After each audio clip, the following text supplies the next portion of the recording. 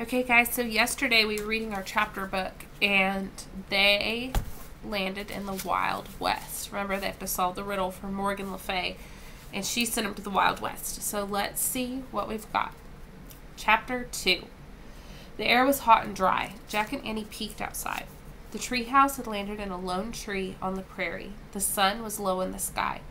Right in front of them was the town from the cover of the book. It was real life. It looked empty and spooky. To one side of the town was a patch of ground with several tombstones. That's creepy, said Annie. Yeah, said Jack. He took a deep breath. What's our riddle say? Annie held up the ancient scroll and she unrolled it, and together they read.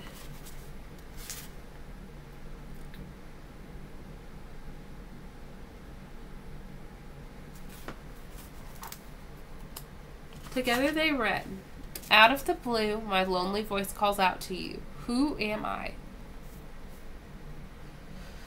Jack pushed his glasses into place and read the riddle again. There must be a mistake. Am I? It's written twice. Well, oh. Out of the blue, my lonely voice calls out to you. Who am I? Am I? There's a mistake. It's written am I twice. Well, I don't hear any voices now, said Annie as she looked out the window. There were no human sounds at all, only the buzzing of the flies and the whistling of the wind. Let's look at the book, said Jack, and he opened the book, and the pages were yellow with age. He found a picture of the town and read the words out loud. In 1870s, Rattlesnake Flat was the rest stop for stagecoaches that carried passengers from Santa Fe, New Mexico to Fort Worth, Texas. When the creek bed dried up, everybody left. By 1880, it was a ghost town. So the town didn't exist very long. It only existed like 10 years. Wow, a ghost town, said Annie, and her eyes were wide. All right, so let's go take a look around, said Jack. So we have to leave before dark. Right, said Annie, let's hurry.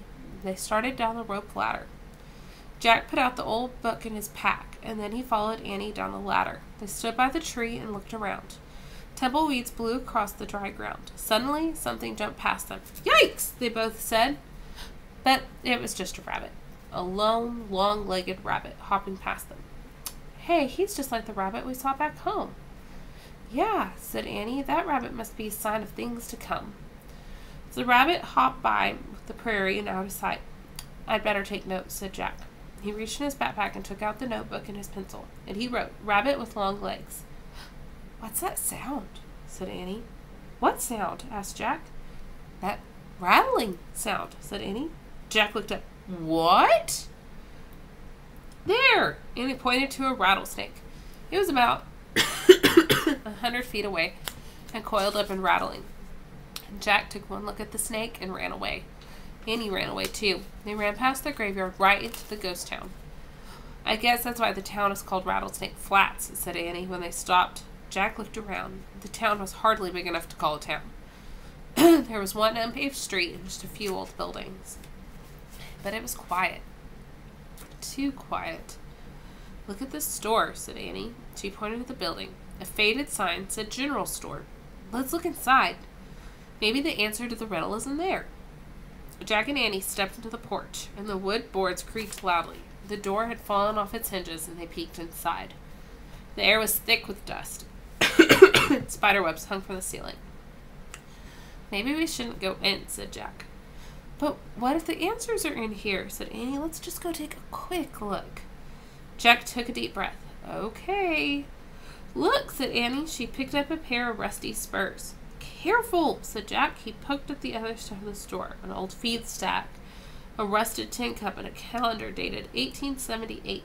Oh, wow, said Annie. She held up 2 cowboy hats.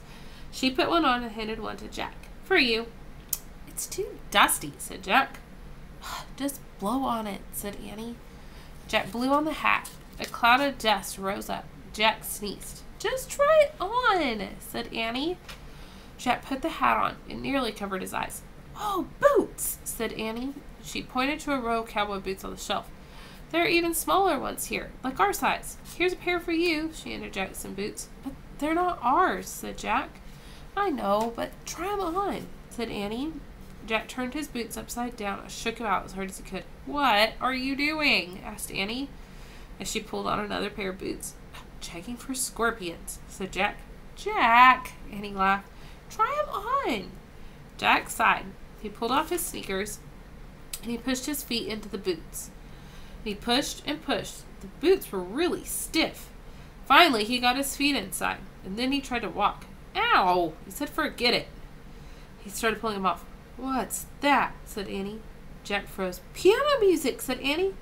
Maybe that's the voice of Riddle. Come on! Jack put his sneakers in his backpack and hobbled off after Annie.